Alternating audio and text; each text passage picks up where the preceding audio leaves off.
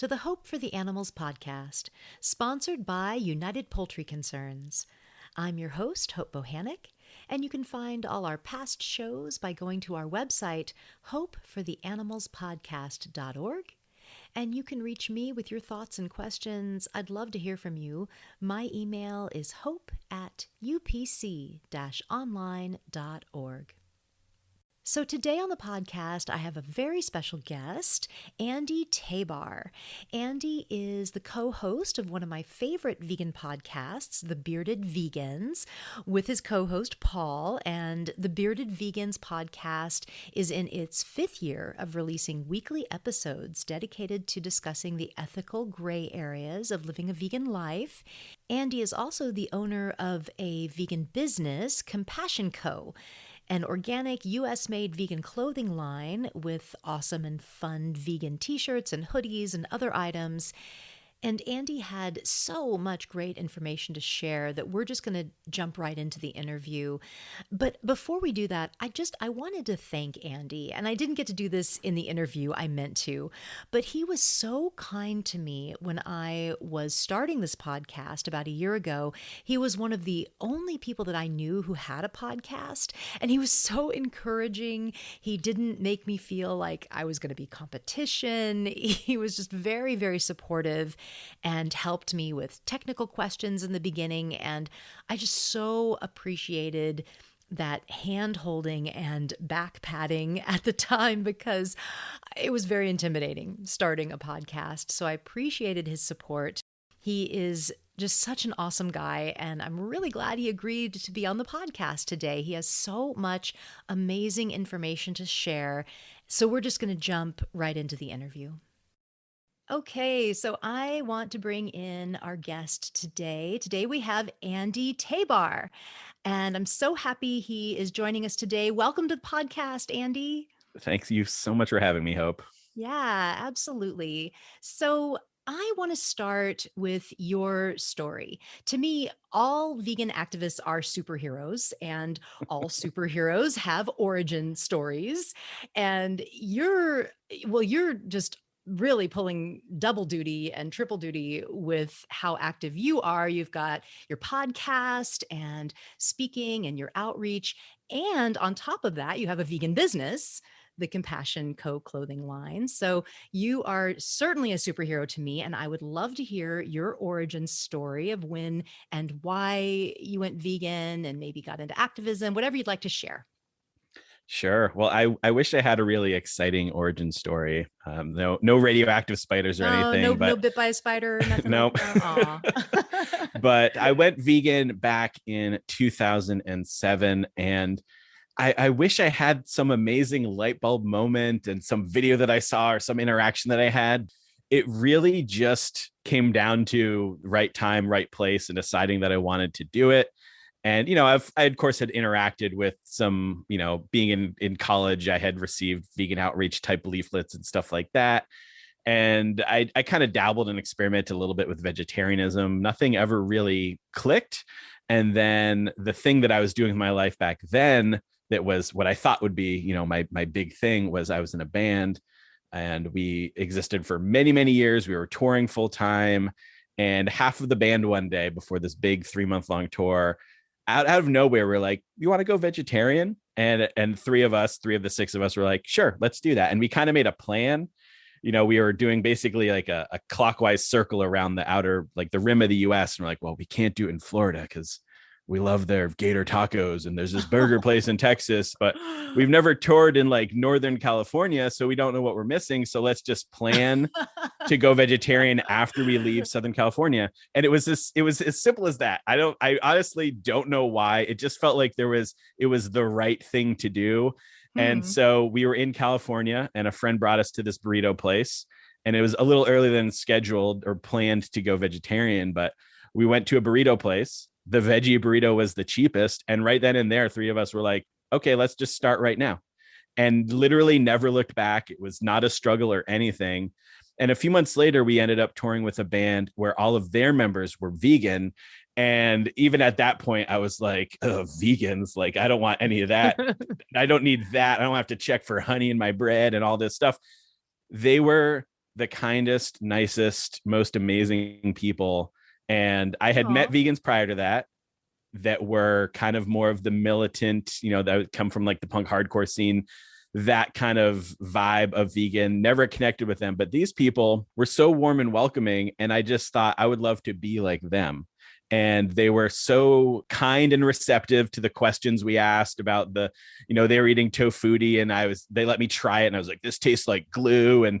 But they never were like, well, screw you, carnist. They were just so receptive to the questions. And it wasn't long after that I bought a vegan cookbook and just started making things out of it. And I was secretly vegan for a couple of weeks until a friend noticed that I, turned down cheese somewhere, and they're like, "Are you vegan now?" And I was like, "Yeah, I guess I'm vegan now." So, that was in like August of 2007, Wow. and just kind of never looked back from there. And at that point, I was buying all the books that I could. I wanted to, learn everything I could, and cookbooks, as well as I think it was the Vegan Source book that I picked up that really laid out the ethical arguments and all the stuff that was happening. I was watching as many documentaries as I could.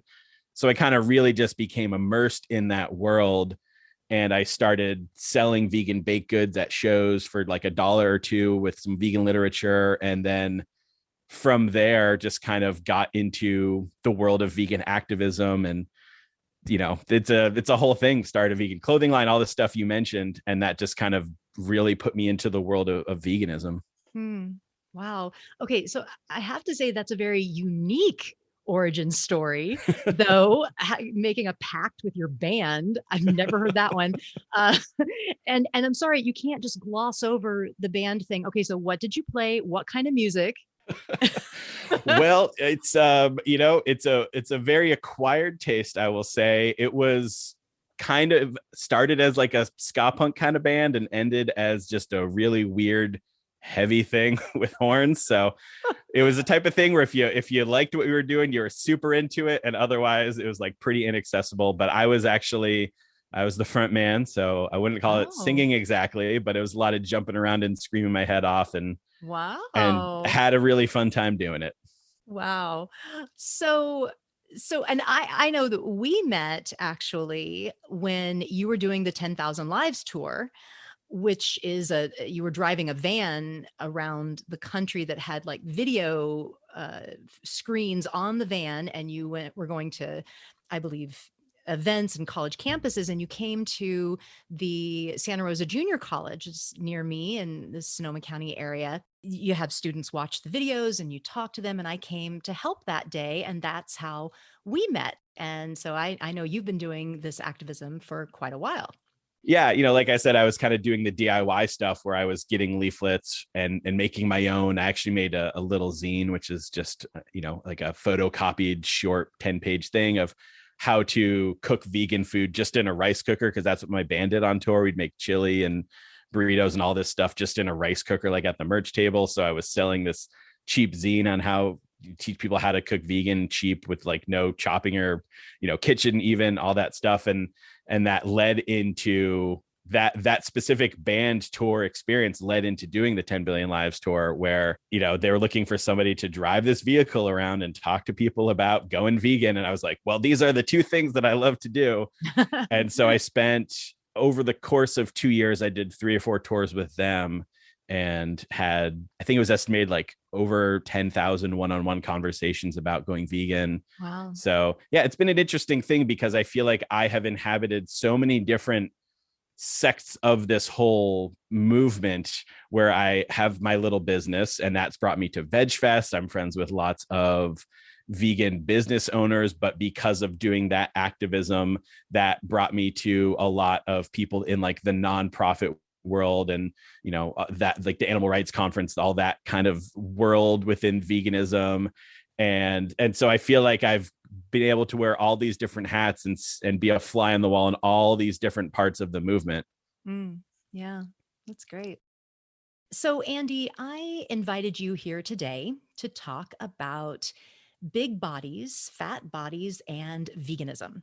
And I'll admit that when I was much younger, I did have a prejudice against large-bodied people. I thought that they were lazy and maybe just sat around all day, didn't have willpower. And In my 20s, I worked at a natural food store and I really had my mind changed because I had two women that I befriended that were coworkers, and they were big women, but they were really into health and healthy living, and they didn't eat all day. And one rode her bike to work every day. And they talked to me about different bodies and how you can be healthy and large. So I was I was really lucky to know them, and they really changed my outlook. And I know that you do talk about this issue. That's why I invited you on. You've spoken about this at Veg Fests and other events. So, what's your experience with this? Why do you speak about this issue? Well, I first I want to say that I know we will be talking about specific terms and things like that, but I just want to put out right up front that I think it's totally fine, acceptable to say fat. I know that it is like it's a really scary term. Like we're all sort of taught to be scared of our bodies changing or having a little fat or a lot of fat on our bodies. But I think a part of the work that I'm trying to do is to help to just make fat a neutral descriptor. And, sometimes I bristle when I hear someone describe me like that. And I'm like, nope, that's sort of all these mechanisms of society at work right now. So Hmm. I think it's totally fine to, say we're talking about, fat bodies in veganism or like fat shaming in veganism, things like that. Okay. And then the other thing that I do want to acknowledge before getting into all of this is that maybe this doesn't need to be said, but like we all have kind of our own individual experiences with this. And so the experience that I have is not necessarily like the universal fat experience. And I have privilege in so many aspects of my life. Like I'm a white, male, able-bodied, middle-class upbringing, all of that kind of stuff. And fatness kind of enhances and exacerbates a lot of marginalizations and oppressions people feel. So in many aspects of my life, I am very kind of lucky. And even as a fat person, I'm on the smaller end of fat, even though I've experienced plenty of prejudice and all sorts of anti-fat bias. But I want to acknowledge that to say that like people that are fatter than me have a much worse experience than me, and someone with a different life experience is likely to have something different. So I'm speaking from just sort of my own personal experience, but as somebody who has become has some public presence within veganism, it puts me in front of a lot of people, especially with the Veg Fest that I do. Under normal times, pre-pandemic times, I lived in my van and I traveled from Veg Fest to Veg Fest most weekends of the year. I'm at a Veg Fest and putting my fat vegan body at my merch booth with all my shirts that say vegan and vegan related phrases in front of the thousands of people. Sometimes it's 1,000, sometimes it's like 30,000 people, like at Vegan Street Fair. And so I'm sort of subject to a lot of people's gaze and a lot of people's conversations. So I'm sort of like on display, and I'm like being presented to the public in so many aspects of my life, much less so with podcasting, obviously. But so all of that has led to me having a lot of different observations about the way that the vegan movement interacts with fat people, with fatness, and the ways that the vegan movement in many ways is reflecting a society-wide anti-fat bias, and in ways that are very specific to veganism, I think really magnifying and making fat shaming and anti-fat bias like much worse in the vegan movement than its society at large, in a couple of different ways in different places. So all of that said, I decided that I wanted to increase representation for fat vegans because, the ways that anti-fatness manifests itself within veganism is things like saying that veganism is a magic cure-all. It'll be a weight loss plan. It'll fix all of your health issues. And then in terms of trying to be a good activist, I kept encountering people saying, you have to have a specific body to be a good vegan activist. You're selling this ethical stance with your body. And all of those things collided to wanting to increase representation and eventually to want to sort of actually speak about it. So the very first thing I did with my clothing line, Compassion Co., I just put out a button that said, "Some vegans are fat, get over it." And it was one of those things that I had the idea for like a year and I had the design made and I just didn't make it because I just saw what happens when fat people step out of line, especially within veganism, because there's sort of the only way it's like okay, quote unquote, okay to be fat is to be working to not be fat. That's like the good fatty trope. And that's sort of the acceptable way. But for someone to just go, I'm just fine being like this and I'm happy like this, is when people get really angry. So I sat on that pin for a long time. And eventually I put it out and I posted it. And then I just like ran away from my computer. and thankfully I came back to certainly some very mean and abusive comments, but overwhelmingly a lot of people that said, "Thank you for saying something. I feel so alone in this. I feel like I can't tell people I'm vegan and that I'm a bad vegan," and all of those things that I personally have experienced myself and have heard many other people say. And so that led me to doing a couple other designs. Mostly they say like fat happy vegan and things like that that are designed to encourage representation of fat vegans, because I feel like if we're a movement that is trying to change the world, but our representatives are only seen as being one specific body type, that we're really limiting our potential as well as just causing harm to people by enhancing the anti-fat bias in society that causes lots of harm. And we can talk about what that harm looks like later on, I suppose. But so that's been my experience. Doing that has led me to speaking about these things at Veg Fest and being on a couple of panels and doing some podcast episodes about it. And that has been my general experience with this. Wow. Yeah. It's interesting, you saying that you do a lot of tabling. And so you're kind of putting yourself out there. And I had an experience actually with a volunteer and tabling that was just shocking to me. And there was a woman that was helping me at a table. She had been vegan a while, for years, but was just kind of getting into activism. And she was a big woman. She was a fat woman. I was training her kind of, and I left her alone at the table with someone else for a while. And when I came back, I could feel her energy had shifted, and she asked if she could leave early. And she confided in me a few days later when I checked in with her that someone had really harassed her at the table, and that someone had said to her, "Well, there's no way you can be vegan. You're too fat." And I was shocked, because I didn't know these things really existed. I don't have that experience. And, she said, "I don't ever want to table again. I don't really want to do in-person anything anymore. I'll help you behind the scenes, but, I don't want to ever do that again." And I thought, wow, what a loss. So it's just very sad. So let's talk about what this is. Let's really define what's going on here. Body shaming, fat justice. There's a lot of terms too that we can talk about. I've seen so many terms and I wrote down some of them here. Maybe you could tell us which ones that you think are good, which ones maybe are, if there's any that are problematic. So there's body positive, fat acceptance, fat liberation, fat justice, body diversity, size diversity, fat phobia. So what are acceptable terms to use for large bodies? And I mean, I guess I just threw a lot at you, but what's, I guess defining what we're talking about here. Sure. There's a lot of terms, some that you just listed, a few that I'll throw in that you didn't list. And I want to say I'm not here to like police people's language. And I don't think any of the terms that you threw out are like bad or anything, but I also think that they all have different implications, different meanings. And a lot of the time, all of the stuff that you just said just gets sort of shrunk down into this umbrella term of body positivity.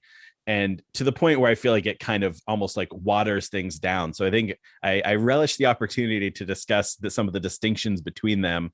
So I mean, as far as just like fat shaming, I think a lot of people probably have a pretty good idea of what that might be. But on my podcast, Spirit Vegans, we did a whole episode on asking if guilt and shame are effective tactics for changing people's minds about things. And so that sent me on this whole research tunnel about guilt and shame.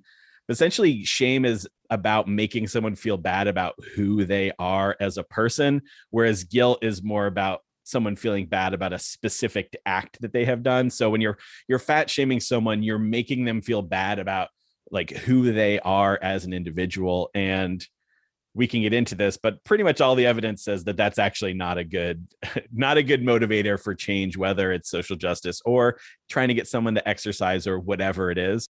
And obviously, fat shaming is a more specific kind of version of body shaming, and it's much more pointed about the size of somebody's body.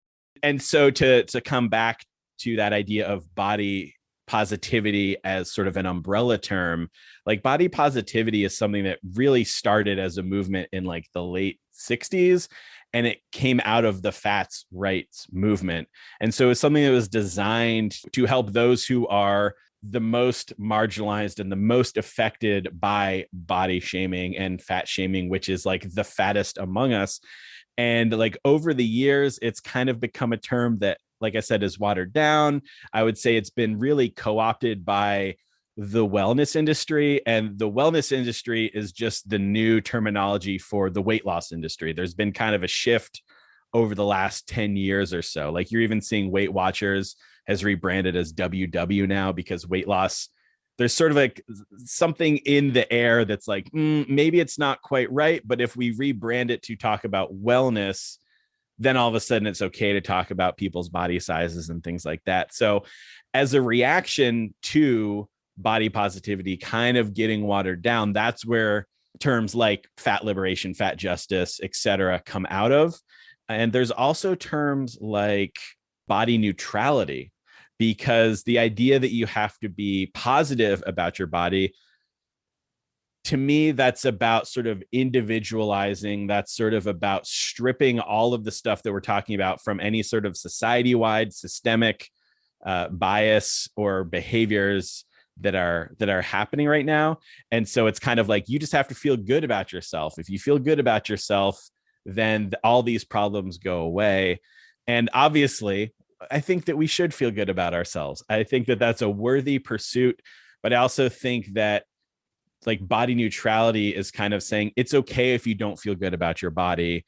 And that doesn't mean that you don't deserve respect or justice or to be accommodated by society or to have a place within the vegan movement, for instance. So I think I really like that term because I think it makes it so it's like it's not so much about how you feel about yourself. Some people will never feel good about their bodies. Some people will never be able-bodied. And some people are fine with that, and some people feel down about that. And I think it's okay to normalize feeling okay about that. I don't use that term that much, but I'm more about the term like fat liberation, because fat acceptance to me is kind of saying, I just want people to have like passive acceptance of me.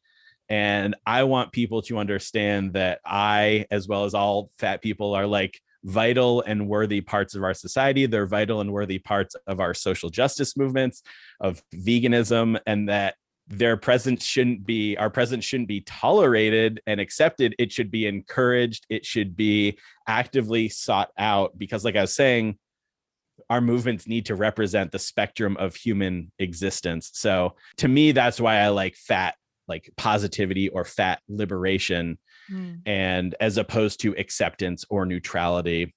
And then some other terms that I'll throw in here that might come up. There's the term plus size that a lot of people are familiar with.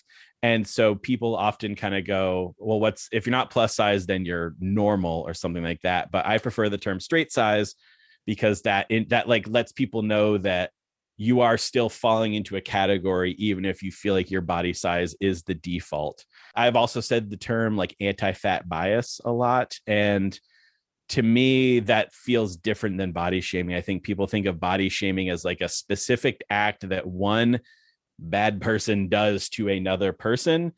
And obviously, I don't think that that is good, but I think that that really individualizes the problem. And just, not to say that these movements are the same, but just like as an example, like there can be an individual racist person saying racist things, but we also understand that like white supremacy is a systemic issue as well, and that it's not just about changing the hearts and minds of a handful of people that are exhibiting the most egregious of behaviors, in that there is systemic change that needs to happen as well. So that's why I use the terms like anti-fat bias or maybe even fat phobia, as opposed to just like body shaming or fat shaming.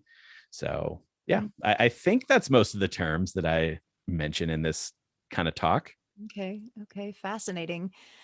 Yeah, and digging a little deeper, perhaps, I've heard you and others that talk about this say that fat oppression uh, is another system of oppression, just like any other. Can you expand on this and how it relates in the vegan community and perhaps how we use body image in the vegan community? So this is a question that I have struggled a lot with figuring out a way to have like a really good kind of succinct soundbite about this. It's something that I am still working out in my mind, but I think that it's worth saying that, you know, all systems of oppression don't exist in a vacuum. You know, everything is not like its own little individual thing, and this oppression sits over here and this one sits over here, and this one, oh, we can tackle that one and then we move on to this one. So I think that like anti-fatness does not exist in a bubble, and I think it's totally fine, it's totally acceptable. I think it's necessary that we all really focus on, you know, become experts in one specific thing while also educating ourselves about all other systems of oppression. So I think it's like it's intertwined with veganism because we are fighting for the liberation of bodies, right? We are fighting for the bodily autonomy of non-human animals. And I think like all of these things are intertwined, and we can't separate one from the other. And like there's a fantastic book that I'd recommend, Fearing the Black Body, which is about sort of the racist roots of anti-fat bias and fat oppression and body shaming and all of that stuff. And like when you dig into these things, you're like, oh, wow, all the roots of these things are very similar. And so I think that it's important to recognize that they're all kind of intertwined together, and that they also enhance and exacerbate each other. Enhance is like almost like a positive word, but it like makes oppressions worse if you are also fat while experiencing some other kind of marginalizations. Mm. Yeah, and what was the book called? It's called Fearing the Black Body. All right, we'll put a link to that in the show notes. So, switching gears just a little bit, I think that there is a sentiment in the vegan activist community, and you touched on it a little bit earlier, that's kind of like, well, yeah, okay, you can have body acceptance and body positivity. That's fine. That's good for you. But don't bring it into veganism. We tend to want people to think that they're going to lose weight. There's a lot of health based and health focused, plant based activism that is kind of the gateway, into veganism as they see it. And they promise all these miracle health benefits, weight loss being one of them. I think that they want to hide fat vegans because it doesn't fit into that narrative. What do you say about this? Well, you said a lot of things there that I would like to touch on and kind of tap into. I agree that it feels like fat vegans are often hidden. And I think you need to look no further than the leaflets and literature that so many organizations put out. Even ones that I think have made posts about fat acceptance and vegans comes in all shapes and sizes. You look at the leaflets they're handing out to try to appeal to non-vegans, and it's pretty exclusively, you know, thin or straight size, kind of muscular type of people. And there's just, like you said, there's this promise of, whether it's explicitly stated or it's kind of just implied, that if you go vegan, you will look like this, you will have this body. And I don't want this conversation to be misconstrued as saying that I don't think that we should ever talk about health. People want to know that they're not going to die if they go on a vegan diet. They want to know that they can thrive. They want to know that they can continue to perform at elite levels in their sports. And I think all of those things are important and a part of our activism. Yeah. But when we overpromise things that we can't deliver on, because if you say like, what's a vegan diet, that's like saying, what is a meat eater's diet, right? There's so many different variations of that, and there's so many different ways to eat as a vegan. And there are people who adopt the whole foods plant-based diet, and from what we've seen, that can definitely offer some health benefits. But not everybody is going to be so strictly focused on that. And a lot of people don't want to go vegan and transform into the super bodybuilder type person. They just want to continue to live their lives without harming animals. So if we overpromise things, that leads to this whole rash of videos that I've certainly seen, hundreds of them at this point, of the person saying, I'm a failed vegan, I went vegan and it didn't work for me.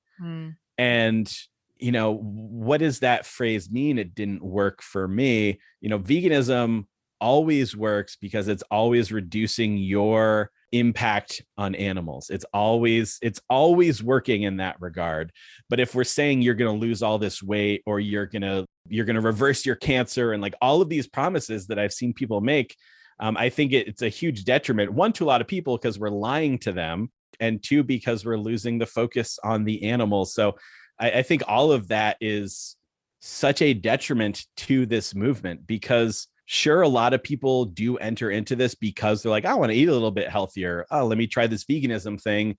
And I think there is a lot of power in that. It does kind of bring down the barriers for a lot of people to then be open to the ethical messaging of it. So I don't want to discount that, but I think that we just do such a disservice if we're not saying to people, you can do whatever you want on this diet. You can maintain whatever body you want on this, I don't even say diet, but like within these ethical beliefs, you can eat in any specific way. There's even like vegan keto books and stuff out there right now. Like there's anything that you want to do, you can do as a vegan. And if we're not presenting that, if we're only like, this is a wonderful miracle health cure, I feel like we're just doing such a disservice to the animals. It's true. Veganism is a justice movement for animals. It's not a health movement. That would be more plant-based. I get these emails from talks that are happening, and it's lose weight, feel great, be your best self, and all of that, and go vegan. And if we don't fulfill those promises in some certain amount of time, and that people don't get those results, then it's possible they are just going to say, forget it. Like you said, there's all these people that say, oh, well, it didn't work for me. If that's the main message, and I agree with you, it can bring people in. That's fine, but we've got to keep the focus on the animals. Yeah, and obviously there's a diversity of opinions on like how much we should focus on health. I just, in my mind, I feel like it's a tool in the toolbox. It's a way to answer someone's question about, if I decide to adopt this ethical framework, am I going to get enough protein? Am I going to get enough B12 and all of those things? I don't think that it should be the specific selling point. And it's fine if there's like a panel on that at a veg fest. I go to so many veg fests where literally 5 out of 6 of the speakers are people over promising the benefits of a plant-based diet and telling people to adopt these highly restrictive diets that are free of all sorts of things that would be considered to be a part of an average plant-based diet, which I think is another thing that leads to a lot of people abandoning it, because they think to be vegan they have to get rid of salt and oil and sugar. And if that's your thing and it works for you, that's great. But people that think that that's like an inherent intrinsic part of this, it's a shame that there's kind of this overlap between the fact that vegans don't eat animals and people that want to promise all these health benefits also typically are not eating animals. And there's kind of this overlap, but really they're almost two bizarrely different worlds at the same time. And I do want to say, because you mentioned how a lot of people are saying that's fine if you want to have this body acceptance, whatever movement, but don't bring veganism into it. My response to that, like I mentioned, is that all of these things are intertwined, but I don't just want a vegan world. I am not fighting for a world where animals are free, but we can still be horrible to human beings, and where human beings are still horribly oppressed. Yeah. And I don't know why anybody would want that personally. So I get that we might feel like we need to put our time and effort into certain things. And again, I don't think there's anything wrong with that. But like, let's ask ourselves, what are we actually fighting for? I rarely use the phrase vegan world anymore. I am fighting for a just world. I'm fighting for an equitable world. That means a world in which we don't treat fat people horribly, and a world in which fat people are not subject to all the systemic biases that they currently are. And I don't think that we need to be overwhelmed by all of this, because trying to be fully involved in every social justice movement is, in my opinion, a recipe for burnout. Yeah, But I sure. think that it only enhances our activism when we work to be aware of other social justice issues. If you just want to focus on veganism, that's fine. But, like, put people into your Instagram feed or whatever that are educating you on racism, sexism, transphobia, fat phobia, all of these things, and just like make that a part of your feed. It doesn't mean you have to go to every single march and get super involved in everything, but learning how you can conduct your activism in a way that isn't bolstering up other systems of oppression or stepping on the necks of other social justice movements at the same time. I promise it can be done. I think that just enhances our movement. And I also think that we should be striving to be allies to other social justice movements. One, because it strengthens our movement, and two, just because I think it's the right thing to do. Yeah, absolutely. So I want to talk about something that I think is really interesting that's been happening, and that is we're seeing now larger bodies in mainstream commercials on TV, in magazines, and just in the last like 3 to 5 years, I'll be watching TV and suddenly there is a big girl in her undies and you're like, whoa. I mean, to me it's shocking, but in a good way. Like, I'm like, yeah, right on. That's awesome. I'm so glad to see that and to see people that are more diverse and more differing bodies. I don't see large men very much, though. It's only women. And it's just kind of interesting to note. I'm not really sure why that is, but I think this shift is really fascinating in mainstream culture. What do you think about this shift that's happening? Well, I think that increased representation for any marginalized group is always a good thing. And it is interesting that you mention that you're seeing like kind of a lack of like sort of like fat male representation. And I feel like, fat men have always been more represented, but we just sort of have a different way of being represented. You think about so many classic sitcom tropes, Oh, which yeah. is usually kind of like the fat slovenly husband with like the smoking hot wife, is Right. just something that you see repeated over and over again. And so, fat bodies and often fat men in media are depicted as sexless and without desire, or just like perpetually struggling with weight and all of those things. So to start to see representation of people that just happen to be fat, I think is great. And also to see representations of people that are just like fine, or like happy with their bodies and all of those things. I think all of that is great. I think we probably have a super long way to go, Yeah. but I also don't want us to get distracted with cosmetic diversity. And like, I also want to make sure that we are keeping our sort of our eye on the prize, right? Because, oh, you might have films with increased representation of women, but has the gender pay gap, has that been addressed, right? You have all of these, focus on racial justice over the last year, and it's cool that people are painting Black Lives Matter in the street, but are they actually addressing the material needs of Black Americans right now? Mm. And so the same thing, I think, again, not to equate all of these movements, but you start to see sort of a similar pattern. It's cool that there's more fat people being represented in media, and I guess even in advertising, although I'm a little more cynical about that. But I'm also like, that's great, but does that mean that we're going to reduce the fact that like fat people can be fired for being fat in 49 of the 50 US states right now? Does it address the fact that there's actually a pay gap for fat people? Fat people are likely to be paid less. Fat people are likely to get worse medical care. And there's all these studies about sort of anti-fat bias within medical providers, and stories about people that went to the doctor for something really serious, and the doctor said, well, you need to lose weight, that'll solve your problem. And then later you find out they actually had cancer or some tumor or something like that. And there's like all of these things. Those are just like a few small examples of the ways that like anti-fat bias is built into like the fabric of our society. Wow. So I hope that increased representation can help to normalize seeing, fat people, and hopefully help those things, but it's only one piece of the puzzle. Wow. Well, some of that stuff was really shocking. I mean, I knew some of it, but wow. I too hope that it helps and it is helping, and at least seeing people of different sizes makes it more normalized in a way. And I don't know, hopefully it translates into helping with all those issues.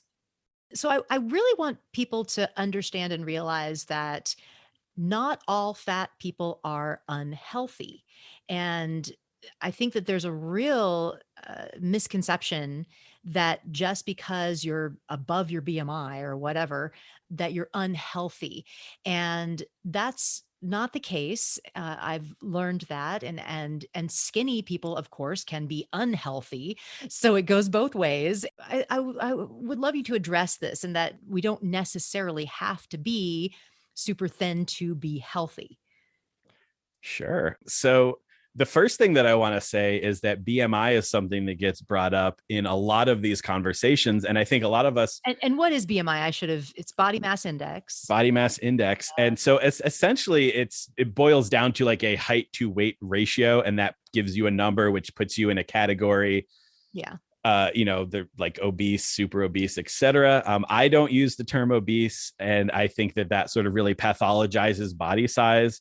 And I Well, think so that okay, that that's interesting. So you're okay with fat, but not obese. Explain that, because I would think obese is a little like lighter or softer. So I think that like fat to me is just sort of like a neutral descriptor, where obese is like this medical term that has been applied, or maybe a scientific term that's been like applied to different body sizes. And then like the end result of that is this real big stigmatization of certain body sizes.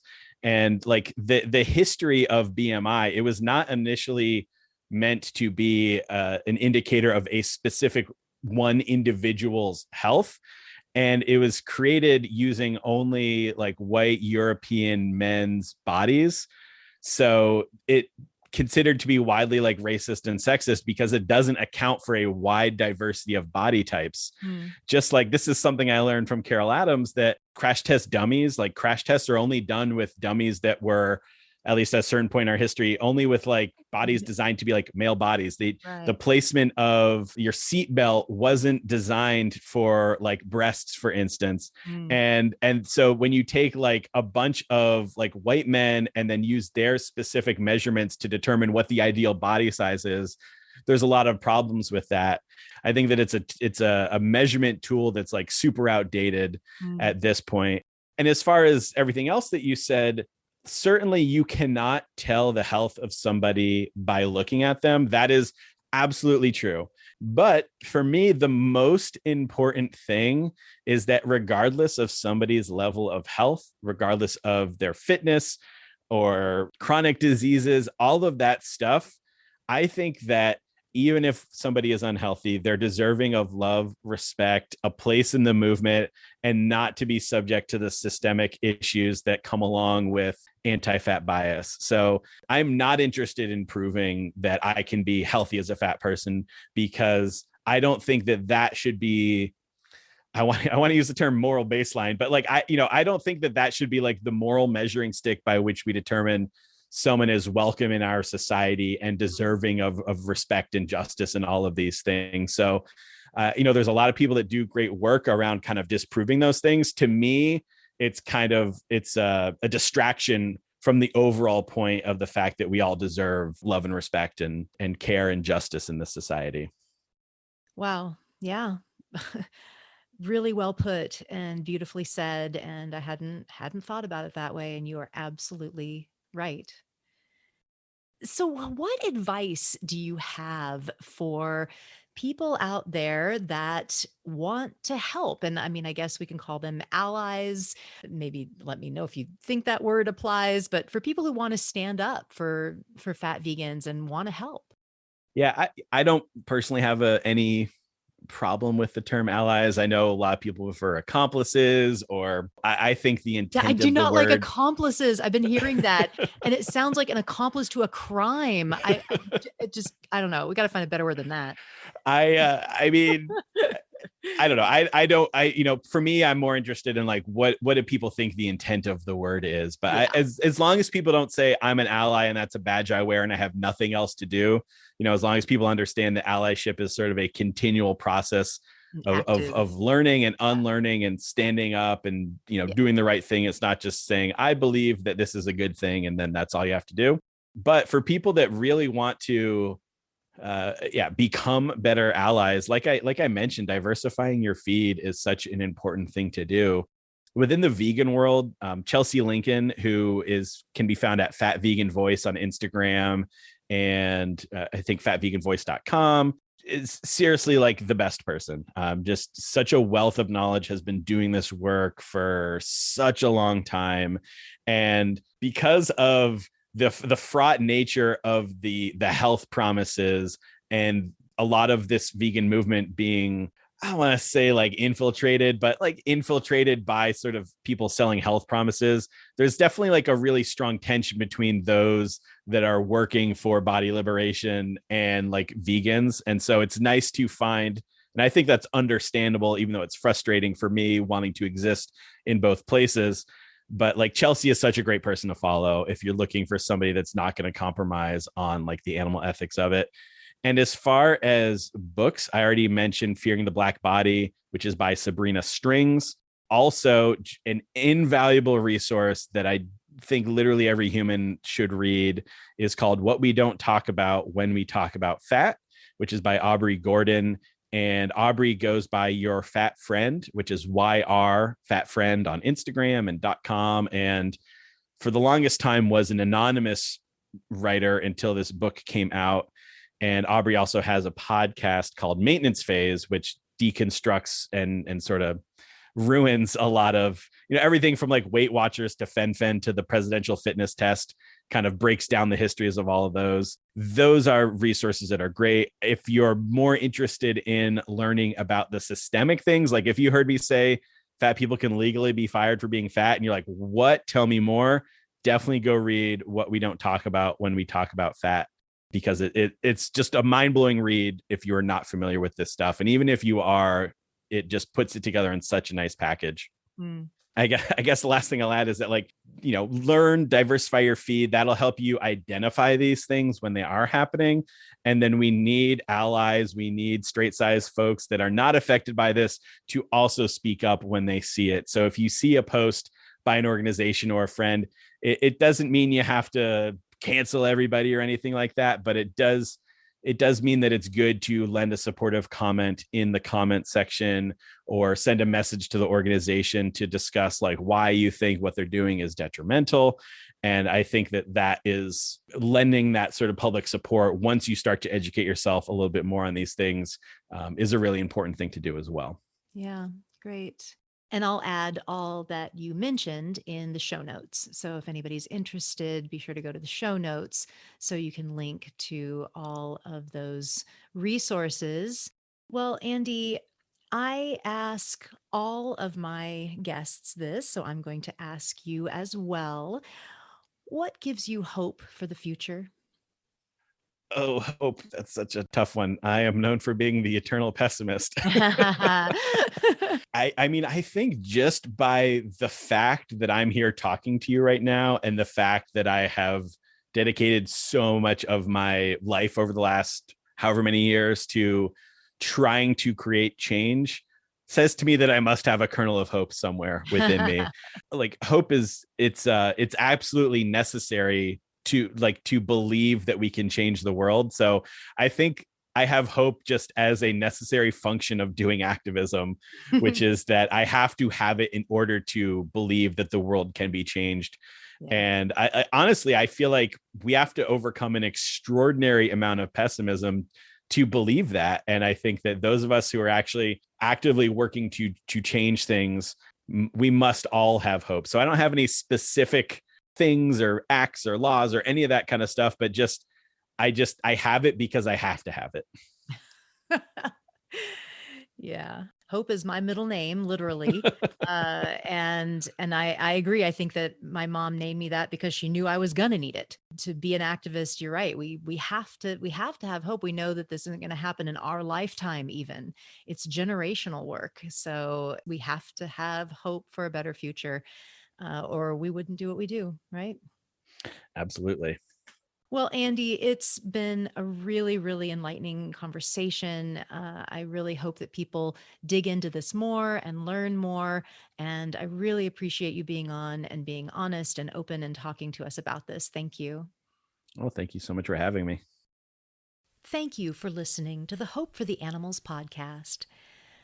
I've interviewed numerous guests now for the podcast, and a lot of the times I'm already basically familiar with the information, but with some, I learned so much. And I not only learned something, but I feel like my perspective shifts. And this was one of those interviews. I feel like I now have a much deeper understanding of this issue and of anti-fat biases that even I still had. So I want to thank Andy for his insights. It was really informative. If you found this episode important, please share it with your friends or on your social media platforms. Add us to your listening library and maybe give us a 5-star rating or write a review wherever you listen to your podcasts. That will really help us to grow and reach even more ears with this kind of critical and meaningful programming. And always have hope for a better day for non-human animals and for humans, human animals of all shapes and sizes, and live vegan.